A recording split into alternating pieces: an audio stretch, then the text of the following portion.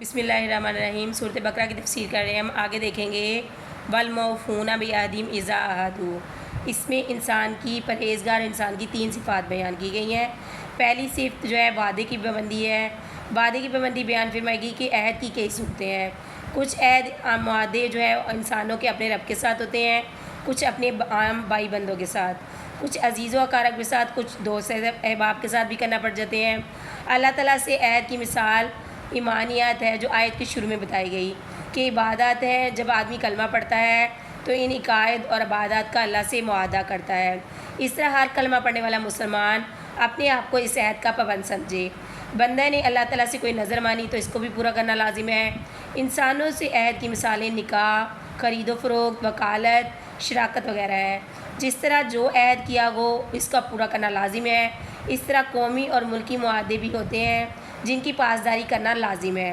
اگر ان کو توڑا جائے اور پورا نہ کیا جائے تو یہ نفاقی خصلت ہے اور علامت ہے۔ دوسری صفت بیان کی گئی انسان کی صبر و ثبات، یعنی کہ متقی انسان وہ ہے جو کسی تنگ دستی، جیسے بتایا گیا والصابرین فی البأساء والضراء، یعنی کہ اگر کوئی رنج پریشانی انسان کو پہنچتی ہے مسلمان کو تو وہ اس میں ثابت قدم رہتا ہے، مستقل مزاج رہتا ہے، ان موقع پر پریشان نہیں ہوتا اور نہ ہی کم ہمت ہوتا ہے، صبر کا دامن ہاتھ سے نہیں چھوڑتا، بلکہ عملی زندگی میں انسان کو جو ہے وہ طرح طرح کی تکلیف جو بھی پیش آتی ہیں، بیماریاں پیش آتی ہیں، ان سے اگر وہ دوچار ہوتا ہے تو نیک اور جو ہے پرہیزگار انسان ہمیشہ اس میں مستقل مزاج رہتا ہے۔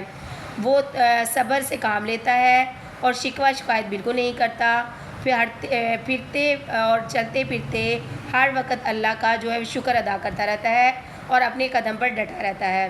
اللہ پاک ہمیں بھی صبر سے کام لینے کی توفیق عطا فرمائے۔